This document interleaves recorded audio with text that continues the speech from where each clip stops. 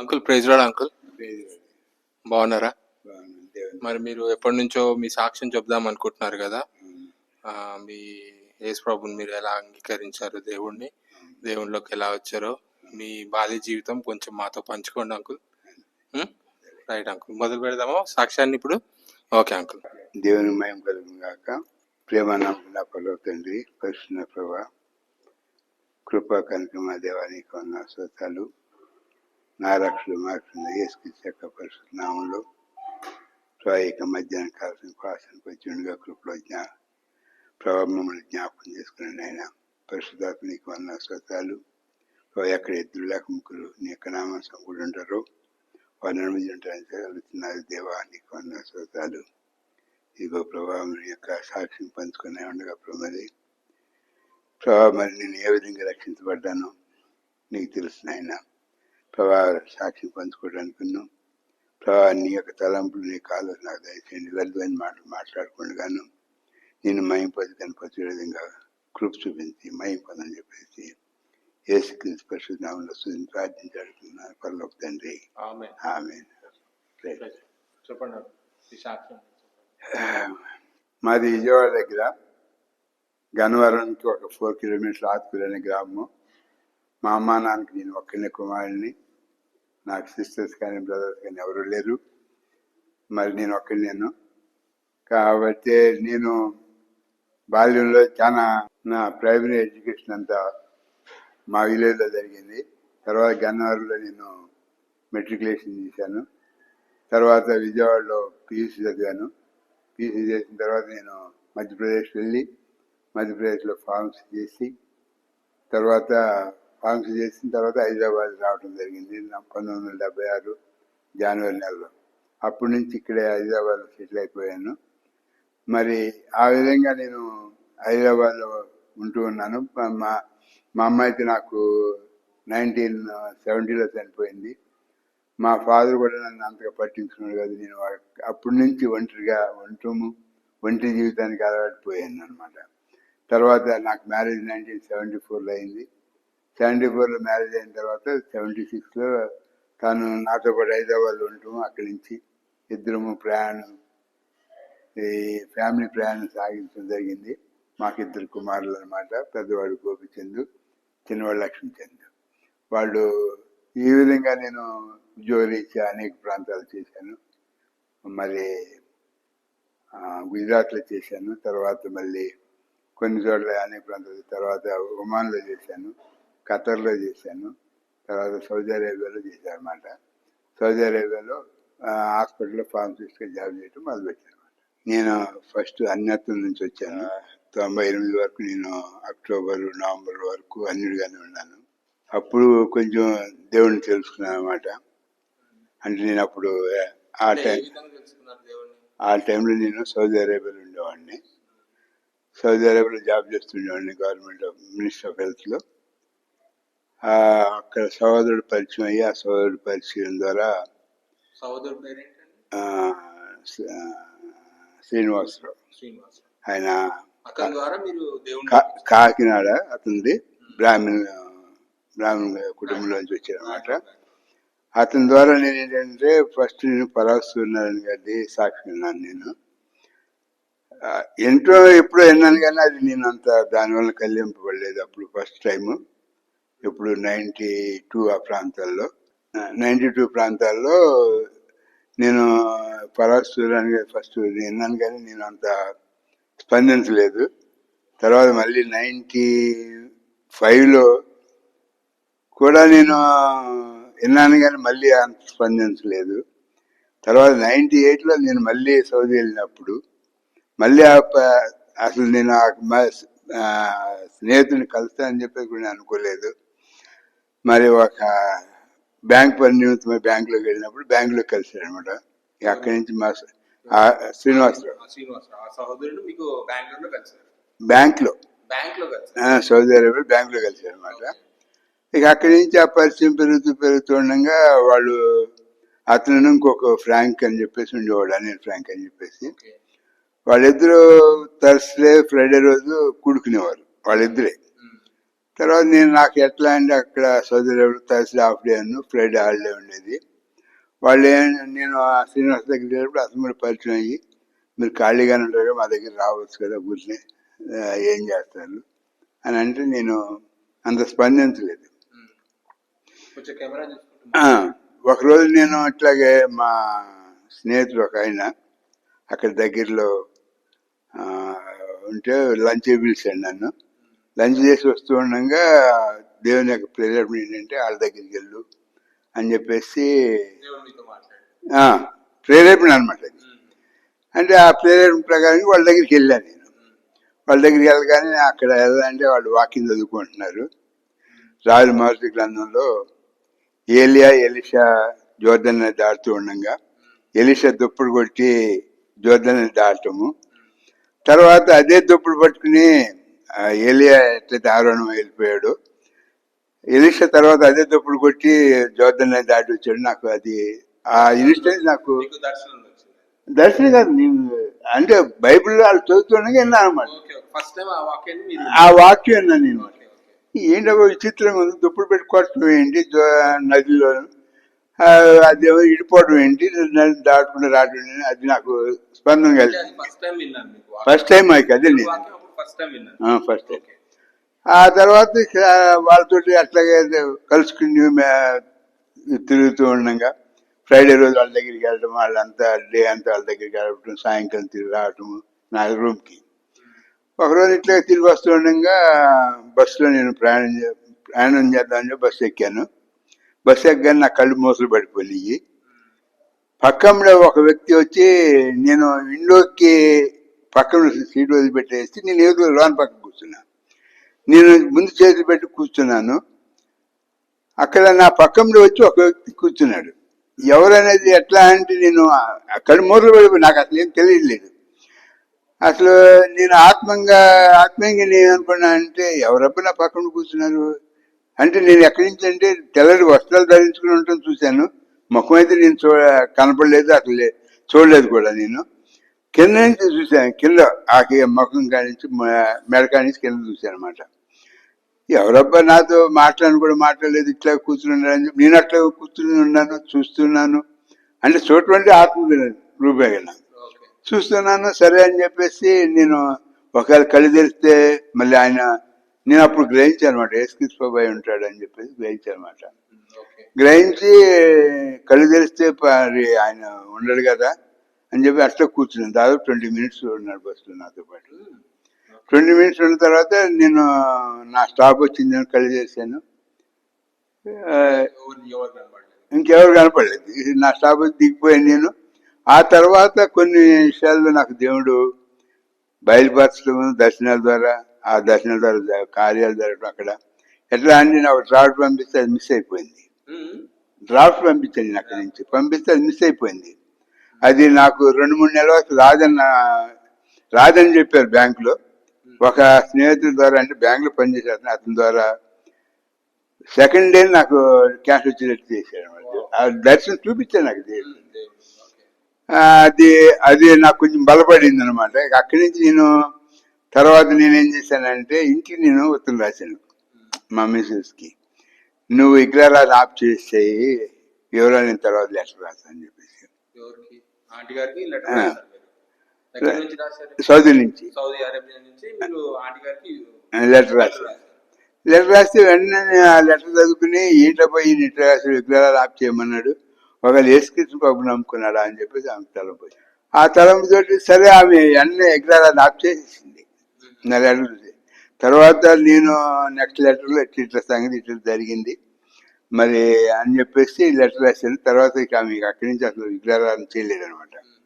చేయకుండా తర్వాత కొన్ని ఇన్సిడెంట్స్ ఎట్లా నేను అక్కడ ఎట్లయితే ఆత్మీయంగా బలపడుతున్నానో ఇక్కడ ఇంట్లో కార్యాలు జరగడం మొదలుపెట్టినాయి. అంటే అంగీకరించడం అంటే విగ్రహాలు ఆఫ్ చేసేసింది, అంతేగాని ఏమీ లేదు. అంతే నేను చెప్పడం. కాకపోతే ఏంటంటే మా ఫస్ట్ అబ్బాయి డెలివరీ అప్పుడు విజయవాడ అమెరికన్ హాస్పిటల్లో డెలివరీ అయింది. డెలివరీకి వెళ్ళేటప్పుడు అక్కడ యేసుక్రీస్తు ప్రభువుని చూసిందంట. చూసేసి డెలివరీ కానీ సవ్యంగా అయితే నీకు వచ్చి కొబ్బరికాయ కొడతానని మొక్కుందంట. అది అసలు ఆమె ఇది. అంతేగాని అసలు అంతకుముందు యేసుక్రీస్తు ప్రభు గురించి అంటే ఏ ప్లేస్ అండి అది? విజయవాడ విజయవాడ. Vijayawada American hospital. అంతకుముందు ఎట్లా అంటే వాళ్ళు ఊళ్ళో ఉండేవారు కంకిపాటి దగ్గర. ఆ ఊళ్ళో ఉన్నప్పుడు పక్కమ్మడి చెట్టు ఉండే, చెట్లు పాటలు అవి ఆదరణపడి ఆరాధన జరుగుతుండగా వీళ్ళు వీళ్ళ అమ్మగారు ఇద్దరు కలిసి చేసి ఆ గోడలో ఇవి ఉంటాయి కదా, ఆ దగ్గరికి వెళ్ళేసి ఇంట్లో ఉండేవారట. అదే గోడ దగ్గరికి వెళ్ళి గోడ దగ్గరికి వెళ్ళి వినేవారు. వినేవారంట, కాకపోతే వెళ్ళేవారు కాదు. అట్లా తర్వాత చెప్పింది నాకు ఇవన్నీ అనమాట.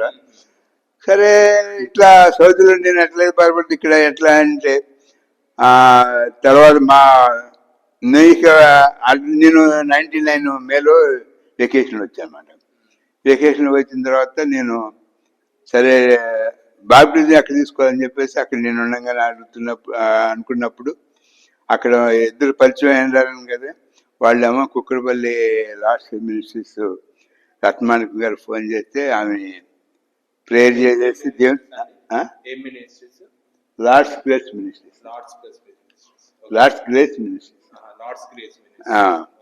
అయితే ఆమె ఫోన్ చేస్తే ఆమె ప్రేయర్ చేయక దేవునికి అంగీకారమైన రమ్మనమనండి అయ్యగారిని బాప్టిజం చేస్తా అని చెప్పేసి ఆమె చెప్పడమును.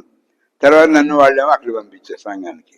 మీరు అక్కడికి వెళ్ళండి, ఆ మాట్లాడుతుంది మీతోటి అని చెప్పేదండి. సరే నేను వెకేషన్లో వచ్చినప్పుడు మా మిస్సెస్ తోటి చెప్పాను, ఇట్లా నేను ఈ విధంగా నేను దేవుడిని నమ్ముకున్నాను, మరి నేను బాప్టిజం తీసుకుందాం అనుకున్నాను. అయితే నేను కూడా తీసుకుంటాను అంది. ఏం ఆలోచించలేదు అనమాట, నేను కూడా తీసుకుంటానండి. సరే అని చెప్పి ఇద్దరం ప్రిపేర్ అయ్యాము, బాప్టిజం తీసుకున్నాము. తర్వాత మా ఇద్దరు పిల్లలు పెద్దాడేమో రాణి బెన్నూరు అని చెప్పి కర్ణాటకలో ఇంజనీరింగ్ చేసేవాడు. ఆ ఇంజనీరింగ్ చేసేటప్పుడు ఆడికి ఒక ఫ్రెండ్ ఉండేవాడు, వనస్థలీపురం ఫ్రెండ్ జాన్ అని చెప్పేసి. అతనితో పాటు వాడు చర్చికి వెళ్ళడం మొదలుపెట్టాడు అక్కడ. తర్వాత మా చిన్నవాడు 99లో అనమాట, 98లో వాడు విజయవాడలో చైతన్యలో లాంగ్ కోచింగ్ తీసుకునేవాడు. తీసుకుంటా ఉండగా అక్కడ ఒక ఫ్రెండ్ పరిచయం అయ్యాడు. వాడికి ఫ్రెండ్ పరిచయం, అతను చర్చికి వెళ్తా ఉండేవాడు కావచ్చు. వివరాలు పెద్దగా నాకు తెలియదు, కానీ ఆడు కొన్ని బుక్స్ తీసుకొచ్చాడు, మన ఎబ్రోన్లో చిన్న చిన్న బుక్స్ అటువంటివి తీసుకొచ్చి ఇచ్చినప్పుడు అది మా ఇంట్లో మా అత్తగారు ఉండేది, ఆ అత్తగారు తీసుకొచ్చి ఇచ్చాడు. అమ్మమ్మ ఈ నువ్వు చదువుకో అని చెప్పి. సరే సరే వాడేమో వాడు అట్లా బలపడ్డా. మేమేం చెప్పింది లేదు, నేను ఎవరికి ఏం చెప్పలేదు. దేవుడు అందరినీ ఒక్కొక్క విధంగా దేవుళ్ళు రాసుకుని తీసుకుంటూ వచ్చామట. సరే మా అత్తగారు ఏం చేసేది, ఎప్పుడైతే బుక్ తీసిచ్చాడో ఆమె ఏమో రోజు స్నానం చేయటం, ఆ బుక్ చదువుకోవడం, అన్నం తినటం, ఇట్లా అలవాటు పడింది ఇక్కడ. తర్వాత ఏంటంటే ఇక్కడే ఇదే ఇంట్లో కింద మేము గ్రౌండ్ ఫ్లోర్ ఉన్నప్పుడు ఆమె దేవుని దర్శనం చూసింది. ఎట్లా అంటే వాళ్ళ మేనమామ గబగబా ఇంట్లోకి రావడం, వాళ్ళ మేనమామ బాత్రూంలోకి కాలు చేతులు కడుక్కుని టేబుల్ మీద ఉంటే టేబుల్ మీద కూర్చుని అసలు యాక్చువల్ మేనగోళ్ళు అవుతుంది, చెప్పక్క అని చెప్పేసి అని టేబుల్ మీద కూర్చున్నా అంట. అదేంటి నేను నన్ను అక్క అంటాడు మా మామయ్య అని చెప్పి ఆమె అనుకుంది. సరే తర్వాత ఇట్లా ఒకరికొకరు ఎట్లా అంటే ఒకరికొకరు చెప్పుకునే లేదు, ఏం లేదు, దేవుడు ఎలా ఆకర్షించుకున్నాడు అని చెప్పి నేను చెప్తున్నాను అనమాట. సరే మేము బాప్టిజం తీసుకున్నాము. నేను సౌదీ వెళ్ళిపోయాను. తర్వాత మా వాడు చిన్నాడేమో ఇంజనీరింగ్లో సీట్ రావటం 99లో. తర్వాత మా పెద్దాడేమో ఇంజనీరింగ్ 2000లో కంప్లీట్ అయింది. చిన్నాడేమో 99 సెప్టెంబర్లో వాడు బాప్టిజం తీసుకున్నాడు. తీసుకుని వాడు ఇంజనీరింగ్లో జాయిన్ అయ్యాడు మంచిర్యాలలో. పెద్దాడేమో రాణి బెన్నూరులో కంప్లీట్ అయిపోయిన తర్వాత వాడు ఖాళీగా ఉన్నాడు. సరే 99 డిసెంబర్లో వాడు బాప్టిజం తీసుకున్నాడు, పెద్దాడు కూడా. తీసుకున్న తర్వాత మేము ఇట్లా ఉన్నాము. తర్వాత నేను 99 2000 జనవరిలో మా మిస్సెస్ నేను సౌదీ తీసుకెళ్ళిపోయాను.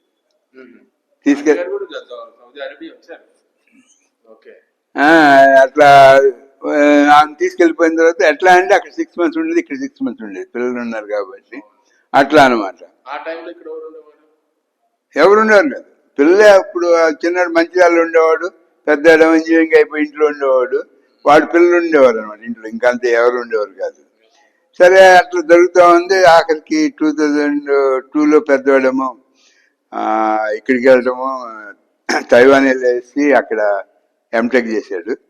తర్వాత చిన్నవాడేమో 2003లో వాడి బీటెక్ కంప్లీట్ అయ్యి వాడు కెనడా వెళ్ళిపోయాడు ఎంఎస్ చేయడానికి. సరే కంప్లీట్గా ఆమె ఇక ఉండే పని లేదు అని చెప్పేసి ఇల్లు రెంట్కి ఇవ్వడం జరిగింది. తర్వాత ఆమె నాతో పాటు 2003 సెప్టెంబర్ కాడి నుంచి నాతో పాటు ఉంటూ ఉండేది. ఈ లోపల ఆమె వస్తూ పోతూ ఉండంగానే ఈ మధ్యలో ఎక్కువగా విస్తారంగా ఆమెతో మాట్లాడటం, దేవుడు దర్శనాలు చూపించడము, మాట్లాడటం జరుగుతుండేది. సరే అని చెప్పి 2003లో ఇట్లాగ నేను మా చిన్నాన్ని కెనడా పంపించి వెళ్ళిపోయిన తర్వాత సరే నేను అంటే అందులో నాకు దర్శనం చూపించాడు. ఎట్లా అంటే నేను ఏ కోపం పాప కోపం నుంచి ఏ విధంగా బయటికి తీసుకొస్తున్నారు అని చెప్పి పాపలను అందరినీ తీసుకొచ్చి చూపిస్తున్నాడు. చూపిస్తుండగా పగలే దర్శనం అనమాట. నేను నాకు ఆ రోజున ఫీవర్గా ఉండి ఇంట్లోనే పడుకున్నాను, డ్యూటీకి కూడా వెళ్ళలేదనమాట. చూపిస్తున్నప్పుడు నేను అన్నాను, ప్రభా మరి వాళ్ళందరినీ బయటికి తీసుకొచ్చి కదా నా సంగతి అన్న. అంటే నువ్వు ఆల్రెడీ బయట ఉండే కదా, ఇంకా వాళ్ళు ఏంటి వాళ్ళ పాపలందరినీ తీసుకొస్తున్నాను కదా, బండి ఎట్లా తాడు పెట్టి లాక్కొస్తున్నట్టు తీసుకుని లాక్కి వచ్చానమాట చీటలో నుంచి. నేను బయట ఉన్నాను అంటే మరి నా సంగతి నువ్వు ఆల్రెడీ బయట ఉండవు కదా, ఇంక నీకు ఇంక రక్షణ ఎందుకు, పాపాలు వాళ్ళందరూ క్షమించాను, నిన్ను క్షమించాను కదా అని చెప్పేది అన్నాడు. అందరూ 2003లో ఒక రోజు ఇట్లాగే నాకు అక్కడ ఎవ్రీ ఇయర్ కాంట్రాక్ట్ ఉండేది అనమాట. కాంట్రాక్ట్ అక్కడ హాస్పిటల్లో ఫార్మసిస్ట్గా చేశాను. అయితే అక్కడ చేస్తూ ఉండగానే ఒకరోజు ఏమైందంటే నేను కాంట్రాక్ట్ అప్లై చేస్తే కాంట్రాక్ట్ రెన్యూ అయి రాలేదు. ఇంకా నేను కొంచెం టెన్షన్లో ఉన్నాను. ఒకవేళ రెన్యూ కాకపోతే ఇండియాకి వెళ్ళిపోవాలి, ఎటు కాని పరిస్థితులు, పిల్లలు ఇప్పుడు ఇంకా పీక్ పీరియడ్లో ఉన్నారు, ఏమైపోతామో ఏమో అని చెప్పి వరి అవుతున్నాను. వరి అవుతుంటే నాకు రోజు ప్రొద్దున్నే మాకు మార్నింగ్ 7 to మధ్యాహ్నం 1 వరకు ఉండేది, 12:30 వరకు ఉండేది. తర్వాత ఈవినింగ్ 4 to 7 డ్యూటీ ఉండేది అనమాట. నేను మార్నింగ్ 7:15కి వెళ్ళేసి నా డైలీ వర్క్ చేసుకుంటూ ఉండగా కళ్ళు మూతలు పడిపోయింది. మూతలు పడిపోగానే ఒక సరైన పడుతుంది నాకు, తడువు చేయక సిద్ధపడు అని చెప్పి తెలుగులో.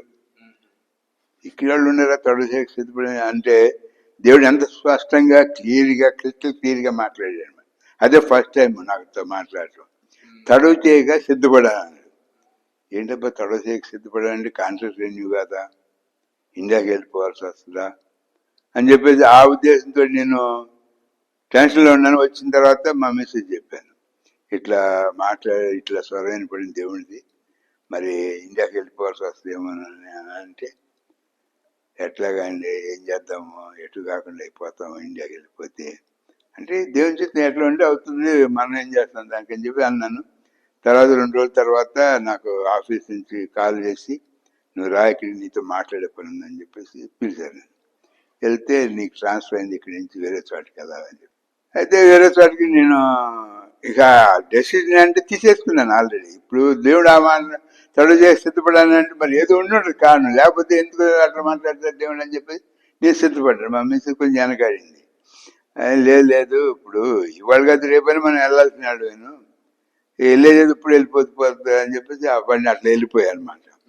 వెళ్ళిపోయిన తర్వాత అట్లా కొన్ని దర్శనాలు చూపిస్తుండగా ఒకరోజు ఎట్లా అంటే పిల్లి పాలు తాగి మెలకొని వెళ్ళిపోతుంది కదా, ఆ దర్శనం చూపించాడు నాకు. దాని యొక్క అర్థం నాకు అర్థం కాలేదు ఎందుకనేది. తర్వాత నేను ఇండియాకి వచ్చినప్పుడు వెకేషన్లో చర్చి పాస్టర్ గారిని అడిగి, ఏంటమ్మా ఇట్లా దర్శనం వచ్చింది, ఏం చేయాలి, దీని అర్థం ఏంటనంటే మీరు ఎవరికైనా చెప్పారా, మీరు రక్షకుడిగా అంగీకరించారని చెప్పి అంటే ఎవరికి చెప్పలేదు అన్న. అదే దర్శనము, మీరు అందరికి చెప్పుకోండి మిమ్మల్ని రక్షకుడిగా అంగీకరించారని చెప్పేసి అందరికి చెప్పండి చెప్పాను. ఆ విధంగా సౌదీ అరేబియాలో జాబ్ చేస్తూ ఉన్నాను. చేస్తూ ఉండగా వేరే చోట ట్రాన్స్ఫర్ అయిన తర్వాత అనేక అంటే ఆర్థిక ఇబ్బందులు బాగా సఫర్ అయ్యాను. 1976-77లో 78 కాడి నుంచి 98 ఫిబ్రవరిలో గవర్నమెంట్ జాబ్ వచ్చిన నుంచి ఆర్థికంగా స్థిరపడటము జరిగిందనమాట. జరిగిన తర్వాత 2003లో ఆమె నాతో ఉండటం మొదలుపెట్టిన తర్వాత మరి అప్పుడు కంటిన్యూస్గా 2003 నుంచి కంటిన్యూ నాతో ఉంది. ఉన్నప్పుడు కూడా బాగానే ఉన్నాము, ఎవ్రీ రావటము క్రిస్మస్ టైంలో మరి ఆ క్రిస్మస్ హాలిడేస్ మేము ఇక్కడ ఎంజాయ్ చేయటము. తర్వాత నా 45 days వెకేషన్ ఉండేది. వెకేషన్ ఇక్కడ అందరి రిలేటివ్స్ నాన్ని చూసుకుని వెళ్ళిపోతూ ఉండేవాళ్ళం. ఈ విధంగా 2007లో కూడా 2006లో కూడా వచ్చాము అనమాట. వచ్చిన తర్వాత అప్పుడు మా ఫాదర్ చనిపోయారు 2006లో జూన్లో. చనిపోయినప్పుడు నాకు అసలు ఇన్ఫర్మేషన్ కూడా చేయలేదు అనమాట. మరి తర్వాత నేను చాలా బాధపడ్డాను. మరి ఒక్కడిని కూడా నాకు కనీసం ఇన్ఫార్మ్ కూడా చేయలేదు అని చెప్పేసి, సరే ఏం చేస్తుంది మనకి అంతవరకు ప్రాప్తికి అంతవరకు అనుకుని మెరపడుకున్నాను. 2007లో ఎట్లా అంటే ఇద్దరు ముందు పెద్దవాడు వచ్చాడనమాట. కెనడాలో ఉండేవాడు. కెనడా నుంచి వచ్చి ఆడితో నేనేం చెప్పాను, ఆయన 2008 బై మార్చి ఏప్రిల్ మే కల్లా ఇండియాకి వచ్చేద్దాం అనుకుంటున్నాము. ఎందుకంటే మాకు కొన్ని బాధ్యతలు ఉన్నాయి, మీ మ్యారేజ్ చేయాలని చెప్పేసి అది అని చెప్పేసి చెప్పాను. సరే మీ ఇష్టం డాడీ అన్నారు. తర్వాత చిన్నవాడితో కూడా అదే విషయం చెప్పగా మరి వాడు కూడా అంగీకరించారనమాట. సరే 2007లో అట్లా జరుగుతూ ఉండగా ఆమె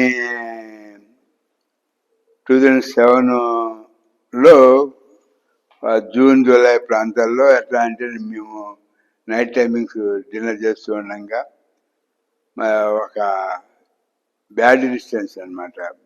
బ్యాడ్ డిస్టెన్స్ అంటే ఒకసారి మార్నింగ్ ప్రేయర్ చేస్తూ ఉండగానే సాతాను మమ్మల్ని అటాక్ చేయాలని చెప్పి చూస్తూ ఉన్నాడు అనమాట. నాకు ప్రేయర్ అయిపోయిన తర్వాత ఎందుకబ్బా వీడు అటాక్ చేయాలని చెప్పి చూస్తున్నాడని చెప్పి అనుకుని ప్రేయర్ అయిపోయిన తర్వాత మా మిస్సెస్ చెప్పడం జరిగింది అనమాట. ఇట్లా అపవాది మనల్ని అటాక్ చేయాలని చూస్తున్నాడు, ఏదో కార్యం చేయబోతున్నాడు మన కుటుంబంలో అని చెప్పేసి. సరే ఇక అట్లాగే ప్రేయర్ చేసుకుంటూ ఉన్నాము. తర్వాత ఒకరోజు ఇట్లాగా నైట్ టైమింగ్ డిన్నర్ చేస్తూ ఉండగా మరి నా కాళ్ళ కిందకి పాము రావటము, ఆ పాము నేను చంపేయడం కూడా జరిగింది. ఆ చంపిన తర్వాత నెల రోజులకి ఆమె కొంచెం సిక్, అంటే అనీజీగా ఫీల్ అయితే నేను అక్కడ ఉన్న ఇండియన్ డాక్టర్ కన్సల్ట్ చేయగా ఆ టెస్ట్లను చేసిన తర్వాత క్యాన్సర్ అని చెప్పేసి నాకు తెలియపరిచారనమాట. తెలియపరిచిన తర్వాత ఎక్కడ ట్రీట్మెంట్ తీసుకోవాలి ఏంటి అని అంటే అక్కడ ఒక మన తెలుగు డాక్టర్ ఎనస్థీషియన్ ఉండగా ఆయన ఇట్లా హైదరాబాద్లో పలానా డాక్టర్ని కలవండి జయకుమార్ అని చెప్పేసి, తర్వాత నేను ఇండియాకి రావటం ఇమీడియట్గా ఒక 1 monthలో ఆ డాక్టర్ని కన్సల్ట్ చేయటము. తర్వాత ఆ డాక్టర్ కన్సల్ట్ చేసిన 10 రోజులకి నేను ఆమెకి ఆపరేషన్ చేయించడం కూడా జరిగి ఫస్ట్ కీమోథెరపీ నవంబర్ 1, 2 అనుకోండి జరిగింది. ఫస్ట్ కీమోథెరపీ జరిగిన తర్వాత నేను సౌదీ అరేబియాలో నేను జాబ్ కోసం వెళ్ళిపోవడం జరిగింది. ఆమె ఇక్కడ నుంచి కీమోథెరపీ గురించి మిగతా ట్రీట్మెంట్ గురించి. నేను అక్కడికి వెళ్ళిపోయిన తర్వాత జాబ్ రిజైన్ చేసేసి ఇండియాకి రావడం జరిగింది అనమాట. ఇండియాకి వచ్చిన తర్వాత మళ్ళీ ఇక్కడ ఇండియాకి వచ్చిన తర్వాత ఇంట్లో ఇట్లా నైట్ టైమింగ్స్ నేను స్నానం చేసిన తర్వాత బెడ్రూమ్లో ఉండగా మళ్ళీ పాము కనపడింది అనమాట. ఏంటబ్బా ఇట్లా ఏమడిస్తున్నాడు సాతాను, అసలు వదిలిపెట్టట్లేదు, ఏం కార్యం చేయనున్నాడు అని చెప్పేసి అనుకుంటూ ఉండగా ఎప్పుడైతే రెండోసారి నేను ఆ బెడ్రూమ్లో పామును చూశానో అప్పుడు ఆ ఇన్సిడెంట్ జరిగిన నెల రోజుల నుంచి ఆమె అసలు లిక్విడ్ డైట్ తప్ప సాలిడ్ డైట్ తీసుకోవడం మానేసింది అనమాట. అది తర్వాత నేను చాలా ప్రయత్నాలు చేశాను, చాలా డాక్టర్ దగ్గర చుట్టూ తిరిగి డాక్టర్ సాగర్కి ఏం చెప్పారంటే హోప్స్ లేవండి అని చెప్పేసి చెప్పుకొచ్చారనమాట. అది 2008 ఆగస్టు లాస్ట్ వీక్లో అనమాట.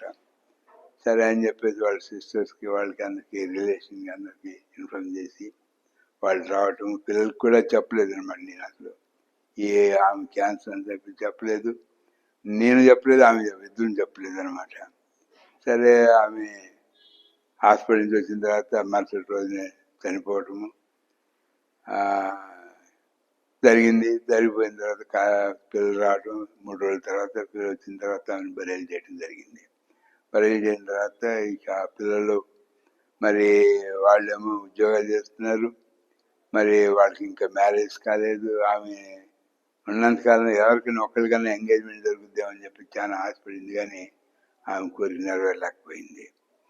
ఇది జరుగుతూ ఉండగా నాకు ఎప్పుడైతే నేను ఆమె క్యాన్సర్ అని చెప్పేసి సర్జరీ అన్నానో ఎమ్మటే నాకు హార్ట్ ఎలా అంటే ఒకసారి నేను అన్ఎక్స్పెక్టెడ్ న్యూస్ వినటంలో చాలా అప్సెట్ అయిపోయాను అనమాట. ఆ అప్సెట్ ఎట్లా అంటే హార్ట్ అటాక్లోకి వెళ్ళింది అనమాట. అది నేను ఆమెకు చెప్పలేదు. అది చెప్పకుండా బీపీ ట్యాబ్లెట్లు అవన్నీ ఇవన్నీ తీసుకుంటున్నాను, ట్రెడ్మిల్ టెస్ట్ చేసి వాళ్ళు ఆఖరికి వచ్చేటప్పుడు ఏమన్నారంటే యాంజియోగ్రామ్ తీయాలి, నీకు ఇంత డిపాజిట్ చేయాల్సి వస్తుందని యాంజియోగ్రామ్ చేస్తాం అప్పుడు అని చెప్పేసానంటే నేను ఒప్పుకోలేదు అనమాట. అప్పుడు ఆల్రెడీ నేను ఇండియాకి వచ్చేసుకున్నాను కాబట్టి నేను ఒప్పుకోకపోతే సరే ఇండియాకి వచ్చేసిన తర్వాత ఆమెకు చెప్పలేదు నేను నాకు సంగతి. ఎంతసేపు ఆమె బాగుపడితే చాలని చెప్పి నేను తాపత్రయపడ్డాను, కానీ మనిషిని నేను దక్కించుకోలేకపోయాను. పిల్లలు వచ్చిన తర్వాత బరేలు చేయటము, తర్వాత ఆమె చనిపోయిన తర్వాత మరి మేము ఆమె ఉండగానే కింద గ్రౌండ్ ఫ్లోర్ కాకుండా పైన కట్టుకుందాం అని చెప్పేసి అని ఆలోచన ఉండగా పైనకి మున్సిపల్ పర్మిషన్ అప్లై చేయటము జరిగింది. మున్సిపల్ పర్మిషన్ కోసం వెయిట్ చేస్తున్నాను అనమాట. నేను ఆయన చనిపోయిన తర్వాత 4 రోజులకి మున్సిపల్ పర్మిషన్ రావటము, కన్స్ట్రక్షన్ చేసుకోవడానికి. తర్వాత పిల్లల్ని సంప్రదించగా సరే అనుకున్నాం కదా, అనుకున్నట్టుగా చేయండి అని చెప్పేసి అంటాము. తర్వాత ఈ ఇల్లు ఫస్ట్ ఫ్లోర్ సెకండ్ ఫ్లోర్ కట్టడము, పిల్లల మ్యారేజ్. ఒకళ్ళు చందానగర్లో ఉంటారు, వాళ్ళు ఆ అమ్మాయి ఏమో అప్పుడు ఆస్ట్రేలియాలో జాబ్ చేస్తూ ఉండేది, ఇది ఇన్ఫోటెక్లో. తర్వాత చిన్నవాడేమో వాళ్ళు ఇన్లాస్ కూడా లింగంపల్లి ఉండేవారు. ఆయమ్మాయి బీటెక్ చేసి ఆయమ్మాయి జాబ్ చేస్తూ ఉండేది. మరి ఇట్లా వాళ్ళిద్దరికి మ్యారేజ్ చూడటము, మరి తర్వాత మ్యారేజ్ సంబంధాలు కుదర్చడంలో కానీ మ్యారేజ్ చేయడంలో కానీ మరి సోదరు జగన్మోహన్ రావు గారు నాకు చాలా సహాయపడ్డారు. మరి నేను ఎంతైనా వాళ్ళు ప్రతి విషయంలో కూడా నా ఫ్యామిలీ విషయంలోనే కానీ ఇతర విషయాల్లో కానీ పిల్లలు మ్యారేజ్ విషయంలో కానీ వీటన్ని విషయంలో సోదరుడు ఆయన సిస్టర్ కూడా భవానీ సిస్టర్ కూడా నాకు ఎంతో సహాయపడ్డారు. పిల్లలు మ్యారేజ్ అయిపోయింది దేవుని కృపను బట్టి. తర్వాత ఒకడు అమెరికాలో ఉంటాం, ఒకడు కెనడాలో ఉంటాము. తర్వాత వాళ్ళకి అంటే ఎప్పుడైతే నాకు ఈ హార్ట్ అటాక్ వచ్చిందో ఆమె చనిపోయిన తర్వాత 1.5 month నేను 2 స్టంట్ చేయించుకోవడం జరిగింది. 2 స్టంట్లు అయింది. తర్వాత 2000 వాళ్ళు మ్యారేజ్ అయిపోయిన తర్వాత వాళ్ళ దారిని వాళ్ళు వెళ్ళిపోయారు. ఇక నేను ఒంటరిగా ఇంట్లో ఉంటాము. తర్వాత కొన్ని కారణాల వల్ల అంటే కొన్ని కారణాలు అంటే చెప్పకూడదు, కానీ యాక్చువల్గా మనస్పర్ధ అంటే నా అంతటి నాకు. మళ్ళీ 2013లో నేను మళ్ళీ సిక్ కావటం, మళ్ళీ అక్కడ అప్పుడు స్టంట్ 2013లో అయితే అసలు లాస్ట్ స్టేజ్కి వెళ్ళిపోయాను అనమాట. 2013 లాస్ట్ స్టేజ్ కాదు, గురకు రావటము, తర్వాత అంబులెన్స్ రావటము, ఇక్కడ దగ్గరలో ఈసైట్ హాస్పిటల్లో జేఎన్ఏ హాస్పిటల్లో జాయిన్ కావటము, 3 days అక్కడ హాస్పిటల్లో ఉండటము. అక్కడ నాకు ట్రీట్మెంట్ సరిగ్గా దొరకలేదు, కానీ నేను తర్వాత బయటకు వచ్చేసి తర్వాత ఎర్రగడ్డలో ఉన్న సెంట్ థెరెసా హాస్పిటల్ ఉంది కదా, అక్కడ ఒక 4 రోజులు ఉన్నాను. అక్కడ 4 రోజులు ఉన్నాను. 4 రోజులు ఉన్న కొంచెం రిలీఫ్ వచ్చింది. తర్వాత నా కన్సల్ట్ డాక్టర్కి కార్డియాలజీకి వెళ్తే డాక్టర్ సూర్యప్రకాష్, కేర్ హాస్పిటల్. అయితే ఆయన ఏమన్నా అంటే మళ్ళీ యాంజియోగ్రామ్ తీసేసి మళ్ళీ స్టంట్ వేయాలండి, వేసిన 2 స్టంట్లు పని చేయట్లేదు అని చెప్పారు అనమాట.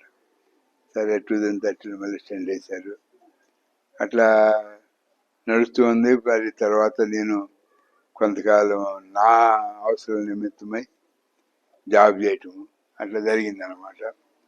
2016లో కంప్లీట్గా నేను ఇక అసలు జాబ్ మానేశాను, ఎక్కడ చేయకుండా నా ఆరోగ్య రీత్యా వెళ్ళటానికి కుదరక.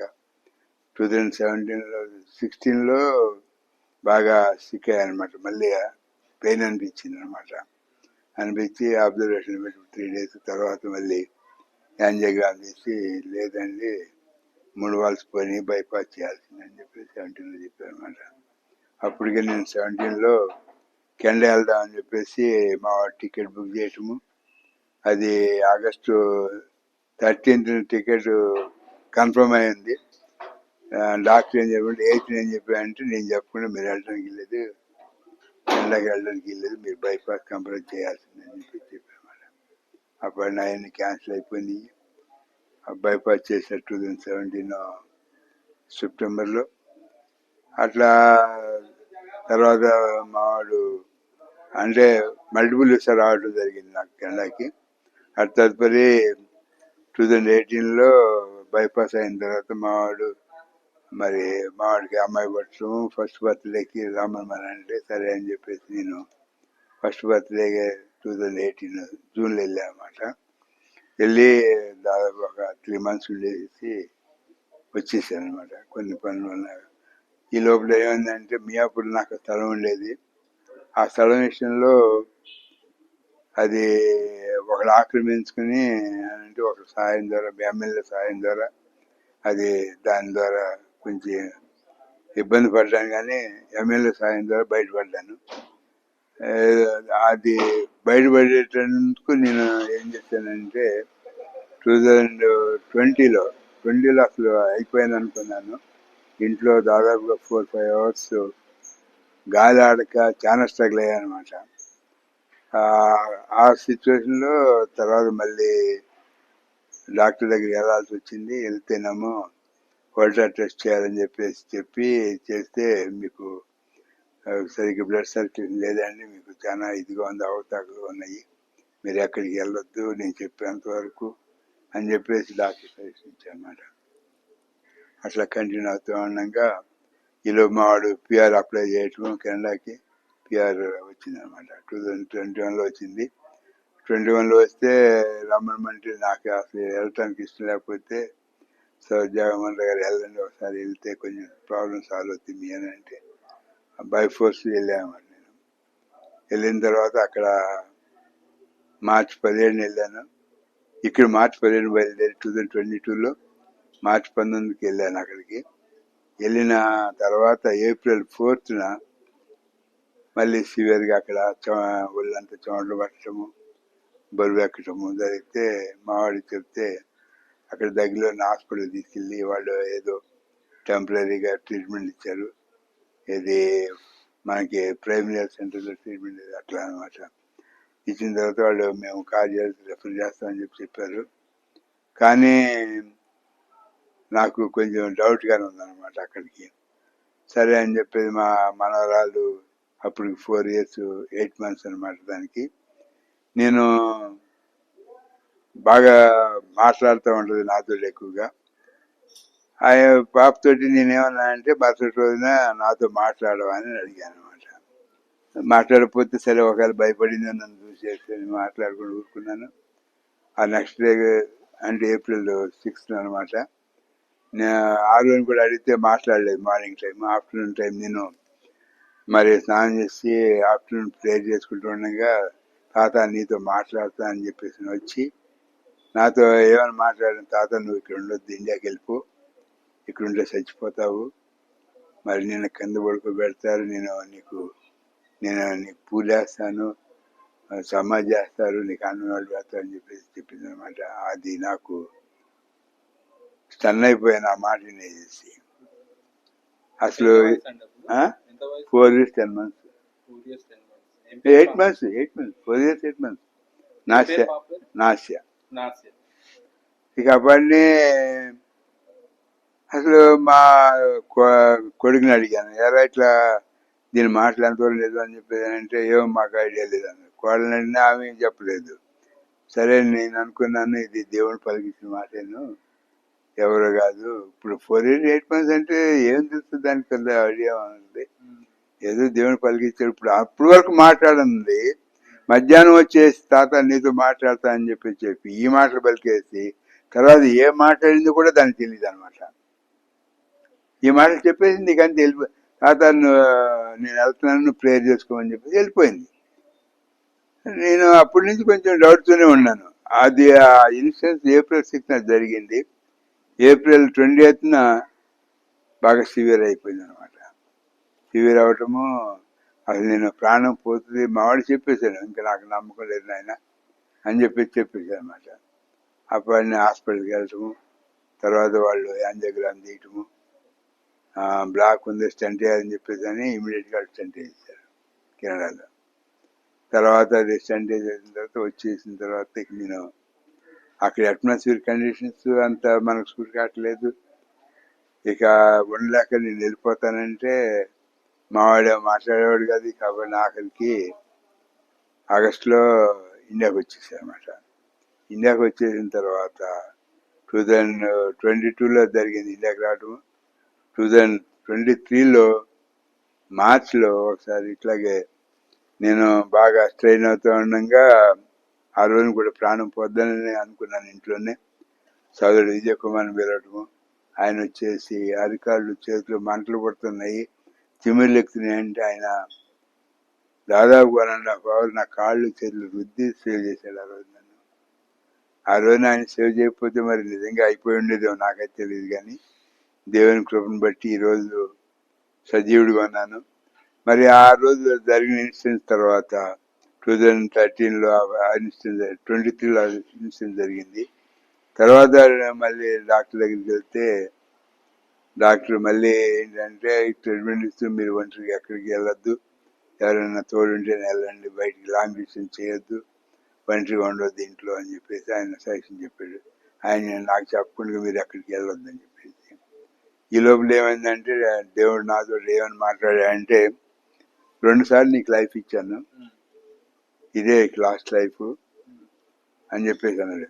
ఆ 2 లైఫ్లు ఎప్పుడు ఇచ్చాడంటే 2013లో ఇచ్చాడు ఒక లైఫ్. మళ్ళీ తర్వాత సెకండ్ లైఫ్ ఎప్పుడంటే 22లో ఇప్పుడు కెనడాలో. ఆ రోజు ప్రాణం పోవడానికి నేను చాలా తప్పించాను అనమాట అక్కడ కెనడాలో. ఆ లైఫ్ ఈ 2 గుర్తు చేశాడు మన దేవుడు. తర్వాత ఇంకా ఏంటంటే తర్వాత దేవుడు ఈ విధంగా 2 సార్లు లైఫ్ ఇచ్చాను, ఇదే లాస్ట్ అని చెప్పేసాడు నాకు. చెప్పిన తర్వాత ఇట్లాగ ఒక రోజున ఇంట్లోనే ఉంటూ ఉండగానే మాట్లాడుతూ మరి అంతకుముందు ఎట్లా అంటే ఒక దర్శనం ద్వారా 2 వాక్యాలు ఇచ్చాడు నాకు. 2 మాటలు చెప్పాడు అనమాట. ఏంటంటే ఒకటి ఏమో నాకు అంటే ఒకటి గుర్తుంది, ఒకటి గుర్తులేదు అనమాట. తర్వాత నేను దేవుణ్ణి అడుగుతూ ఉన్నాను, ప్రభా ఒకటి గుర్తుంది ఒకటి గుర్తులేదు అని, ఏంటి దీని అర్థం ఏంటని అంటే అప్పుడు చెప్పుకొచ్చాను అనమాట. ఒకటి ఫస్ట్ సుబుద్ధి గలవాడు నువ్వు అని చెప్తూ, రెండవది ఇది కీర్తన 15వ కీర్తనలో 4th verses లాస్ట్ మాట అనమాట. అది ఏంటంటే నా యాటిట్యూడ్ అనమాట. అది ఒకరికి సహాయం చేసేవాడే కానీ నువ్వు నష్టపోయినా కానీ సహాయం చేస్తా అని చెప్తే తప్పని చేస్తా అని చెప్పుకుంటూ వచ్చాను. ఈ విధంగా ఆఖరికి దేవుడు ఈ విధంగా నన్ను అనేక మార్లు, ఒకసారి ఇంట్లోనే హార్ట్ అటాక్ రావడం అయిపోయానని చెప్పి అనుకున్నాను, ఇట్లా రుద్దుకుంటూనే ఉన్నాను. అదే రోజున 2015లో జరిగిన ఇన్సిడెంట్స్ అనమాట ఇది. అదే రోజు ఇంట్లో టెనెంట్స్ ఉంటే టెనెంట్స్ లో ఒక ఆయన చనిపోయాడు అనమాట 2015లో. ఆ ఇంట్లో ఆయన చనిపోయాడు. తర్వాత నాకు 7:30కి ఇంట్లో ఆవిడ పిలిచేసి ఇంట్లో టెనెంట్స్ కింద ఏంటనంటే ఇట్లా చనిపోయాడు. ఓహో నా పర్యాసం నాకు వెళ్ళిపోయింది కాని నేను అనుకున్నాను ఆ రోజు కూడా. అంటే దేవుడు మరి ఇంకా నన్ను ఆయుష్ పొడిగిస్తూనే ఉన్నాడు. మరి ఆయన ఉద్దేశం ఏంటనేది అర్థం కాదు, కానీ ఆయన ఉద్దేశాలు ఆయన సంకల్పాలు మనకు అంత చిక్కువయ్యాయి. ఈ విధంగా దేవుడు కాపాడుతూనే ఉన్నాడు. కాకపోతే మొన్న ఈ మధ్య డాక్టర్ తోటి కొన్ని మాటలు జరిగినాయి అనమాట. లాస్ట్ మంత్ బాగా జలుబు ఫీవర్ తోటి ఉండగా హాస్పిటల్కి వెళ్తే డాక్టర్ ఎక్స్రే తీసేసి ఒకటే మాట అన్నాడు, ఏంటి ఇంకా నువ్వు బతికి ఉన్నావా అని చెప్పేసి అడిగాడు. నేను ఆశ్చర్యపోయాను, మరి ఏంటి ఇట్లా మాట్లాడుతున్నాడు ఈయన అంటే, మీరు ఇమీడియట్ గా మీ కార్డియాలజిస్ట్ కలవండి, నా చేతిలో ఏం లేదని చెప్పేసి అన్నమాట. సరే అని చెప్పేసి నేను మొన్న లాస్ట్ మంత్ కార్డియాలజీ దగ్గరికి వెళ్తే ఆయన ఇట్లా అన్న ఎక్స్రే చూపిస్తే, అవునండి మీ ఈసీజీ ఎక్స్రే చూసేసి కొంచెం మీకు ప్రాబ్లం ఉంది, ఈసీజీలో కూడా చేంజెస్ ఉన్నాయి, మీరు చాలా జాగ్రత్తగా ఉండాలి ఈ సంవత్సరము అని చెప్పేసి. ఈ వాగ్దానం ఏమొచ్చిందా? ఈ సంవత్సరం వాగ్దానము నిర్మాకాండ 14 అధ్యాయం 13 వచ్చిన అనమాట. ఏవో నేను కలజేయరాకి మీరు నిల్చుండి చూడండి అని చెప్పేసి. ఆ విధంగా మీ వయసు అప్పుడు ఇప్పుడు ఎంత? నా వయసు 75 కంప్లీటెడ్, 76 రన్నింగ్. రక్షింపబడింది ఏ year? రక్షించబడిన 1999 మే 1999 మే 23 అనమాట. ఎట్లా అంటే 2024లో నాకు 3 ఇన్స్టెన్సెస్ ఒకటి అనమాట. 25 years రక్షణ పడిన 25 years అవటము, మ్యారేజ్ అయ్యి 50 years కావటము, మేల్లో అన్ని మేల్లోనే. తర్వాత నాది యాక్చువల్గా 75 years కంప్లీట్ అక్టోబర్ 5th అయింది. ఆ 75 ఒకటి silver Jubilee, golden Jubilee, platinum Jubilee అన్ని 3 ఒకే సంవత్సరం అందరూ ఆశ్చర్యపోయారన్నమాట. మొన్న ఇక్కడ ఆగస్టులో ఇంట్లో ప్రేయర్ మీట్ జరిగినప్పుడు మందిరానికి ఎక్కడ వెళ్తున్నారు మీరు? నేను ఇక్కడ గణేష్ నగర్ బ్యూల ఆరాధన మందిరానికి వెళ్తున్నాను. అక్కడ సేవకుడు ఎవరండి? జగన్మోహన్ రావు గారు. అండ్ ఈ విధంగా దేవుడు నడిపిస్తున్నాడు ఆత్మీయంగాను. కానీ సంఘంలో ప్రతి ఒక్కరూ కూడా నాకు ప్రేయర్ రిక్వెస్ట్లోనే కానీ అనేక విధాలుగా అన్ని విధాలుగా సహాయపడుతున్నారు, సహాయం చేస్తూనే ఉన్నారు. మరి ఎవరికి మరి ఇప్పుడు ఎవరికి లేని వాళ్ళకి తోడు దేవుడే తోడు అన్నట్టుగా నాకు బ్రదర్స్ లేరు, సిస్టర్స్ లేరు. ఎవరు లేకపోయినా కానీ దేవుడు సంఘాన్ని ఇచ్చి, సంఘంలో సిస్టర్స్ని, బ్రదర్స్ని ఇచ్చి మరి నాకు అన్ని విధాలా సహాయపడటానికి వాళ్ళు ప్రతి విషయంలో కూడా నాకు తోడుగా ఉంటూ మరి నాకు ప్రతి అవసరంలో కూడా నాకు అనారోగ్య పరిస్థితిలో నాతో కూడా ఉంటూ హాస్పిటల్ తీసుకెళ్ళడం కానీ, ముఖ్యంగా జగన్మోహన్ రావు గారు కానీ, సిస్టర్ భవానీ కానీ మరి వీళ్ళిద్దరూ అసలు చాలా నాకు సహాయపడుతూ మరి నేను ఏమిచ్చినా కానీ వాళ్ళ రుణం నేను తీర్చుకోలేను. ఎందుకంటే ప్రతి విషయం కూడా ఇప్పుడు నేను ఒకవేళ ఫోన్ చేయకపోయినా కానీ నేను వాళ్ళన్న ఫోన్ చేసి ఎలా ఉన్నారు ఏంటి అని చెప్పేసి. ఇప్పుడు సామెతలు 17:17 ద్వారా ఒక వాక్యం ఉంది. ఏంటంటే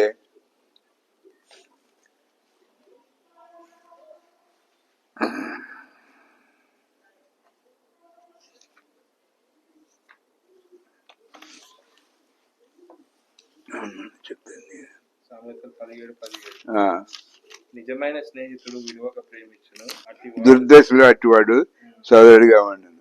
ఈ వాక్యం నిజంగా సోదరుడు జగన్మోహన్ రావు గారు నా పట్ల చూపిస్తున్న ప్రేమను బట్టి, మరి సహోదరత్వాన్ని బట్టి నేను ఎంతైనా దేవునికి రుణస్తుని, దేవునికి వందనాలు చెప్పుకుంటున్నాను. ఈ విధంగా నాకు సాక్ష్యం పంచుకోవడానికి దేవుని ఇచ్చిన కృపను బట్టి చెప్పుకోవాలంటే ఇంకా చాలా ఉన్నాయి. కానీ దేవుని చేసిన కార్యాలు చాలా క్లుప్తంగా చెప్పాలని చెప్పేసి చెప్పుకుంటూ వచ్చినాను. ఏంటంటే ముఖ్యంగా మెయిన్ పాయింట్ చెప్పాలి, కానీ సోదిలాగా చెప్పుకోవడం అనేది నాకు నచ్చదు. ఎందుకంటే దేవుడు అనేక విధాలుగా అన్ని విషయాల్లోనూ కార్యాలు చేస్తూ ప్రతిదానికి కూడా ప్రేయర్కి జవాబులు ఇస్తూ ఇంకా నన్ను కంటి రెప్పలు కాచి కాపాడుతున్నా అన్నాడు అనమాట. యేషు 5:6 అనమాట. మోషేకు తోడైనట్లు నీకు తోడైందును, నిన్ను ఎడుగును ఎడబాయను, నిబ్రం కలిగి ధైర్యం పడమని చెప్పేసిండు. అదే ఏషియా గ్రంథము 43 అధ్యాయము 1, 2, 3 వచ్చిన ద్వారా నిన్ను పేరు పెట్టి పిలిచినండి నేను, నీవు నా సొత్తు, మరి భయపడకము, దిగులు పడకము, నిన్ను సహాయం చేయవాడిని నేనని చెప్పేసి, మరి నా దక్షిణాస్తం నిన్ను ఆదుకుందని చెప్పేసి దేవుని యొక్క వాగ్దానం. మరి అంతేకాకుండా మరి 28 అధ్యాయము 14 వచ్చిన ద్వారా నువ్వు పైవాడిగా నువ్వు కానీ కింద వాడుగా నువ్వు, నిన్ను తలగా ఉంచుతాను తోకలాగా ఉంచుతానని చెప్పేసి వాగ్దానము నా యొక్క నీ జీవితంలో దేవుడు నెరవేర్చిన దాన్ని బట్టి దేవుని నామానికి ఉంది. దేవుని నేనంటే నేను దేవుడి యొక్క సాక్ష్యం. Thank you. Praise the lord.